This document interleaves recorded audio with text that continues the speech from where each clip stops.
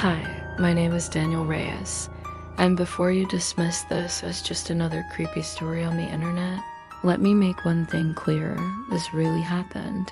I don't care if you believe me or not. I don't care if you call me crazy. I've spent the last 3 years trying to convince myself that it was just a nightmare, or that I hallucinated everything because of stress. But no matter how much I try to rationalize it, I can't forget what I saw, what I heard, what followed me home. I should have never opened that door. It was late October, around 11:45 p.m. I live in a quiet neighborhood just outside the city, the kind of place where nothing ever happens. I had just moved in 2 months earlier, into a modest one-bedroom house I rented cheaply after the previous tenant disappeared without explanation. Red flag, maybe, but I needed a place, and the landlord didn't ask me questions. I was finishing up some emails in the living room, the glow of my laptop screen casting eerie shadows on the walls. Outside, the wind was howling, and rain began to patter gently against the windows. That's when I heard the knock. It was slow, heavy, 3 deliberate knocks, not rushed, not panicked. Almost expectant, I froze, my fingers hovering over the keyboard. No one had any reason to visit me this late. I hadn't made any friends in the area yet. I waited, listening. Another knock. This time, louder. I stood up, walked to the front door, and peered through the peephole. At first, I thought no one was there. But then I noticed the top of a head someone was standing too close to the door for me to see their face. All I could make out was long, dark hair, wet from the rain, plastered to their scalp. I called out, "Can I help you?" No response. Silence. I should have walked away. I should have called the police. But curiosity, stupid, reckless curiosity, got the better of me. I unlocked the deadbolt and opened the door just a crack. The chain was still on. "Hello?" I asked again. She looked up. Her eyes were impossibly wide, not shocked, not sad, just open like they were forced that way. Her skin was pale, almost gray. Her lips were cracked and bloodied. She was barefoot, soaked to the bone, wearing a thin, torn nightgown. I said, "Are you okay?" She blinked. Then she whispered something I couldn't hear. I leaned closer. "Let me in." That's all she said, not please, not I need help. Just those 3 words. Her voice was flat, monotone, like someone repeating a phrase they didn't understand. I backed away and told her, "No, I think you need help. I'm calling someone."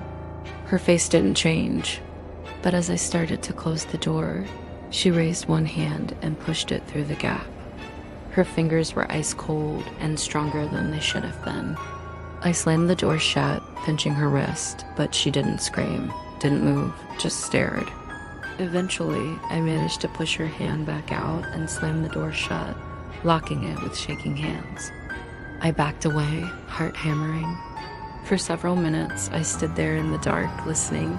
Nothing, no footsteps. No more knocks, just silence.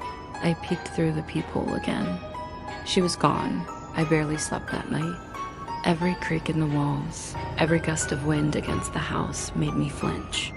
But morning came, no sign of her. I convinced myself it was a sick prank.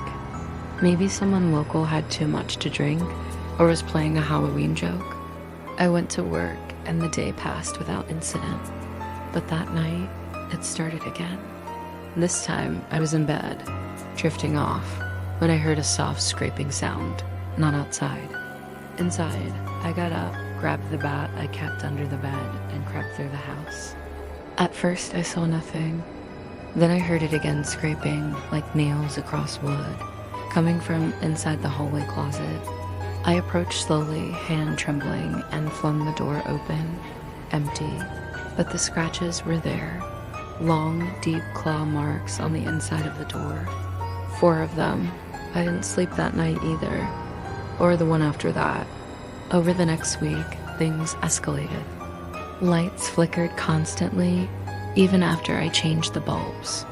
My phone would die within minutes. no matter how much I charged it. The house would be freezing cold in the middle of the day. And always at 11:45 p.m., I'd hear it. 3 knocks. Sometimes on the front door, sometimes on the window. Once on my bedroom wall, I finally broke. I told my landlord everything. He looked at me, pale as a sheet, and said quietly, "You shouldn't have opened the door." I asked what he meant, and that's when he told me. The previous tenant had experienced the same thing, the knocking, the woman in the rain. But he hadn't opened the door. He left the house and never came back. "It's not a person," the landlord said. "It's something old. It finds places where the veil is thin. And it knocks. All it wants is to be let in." And I had let it in.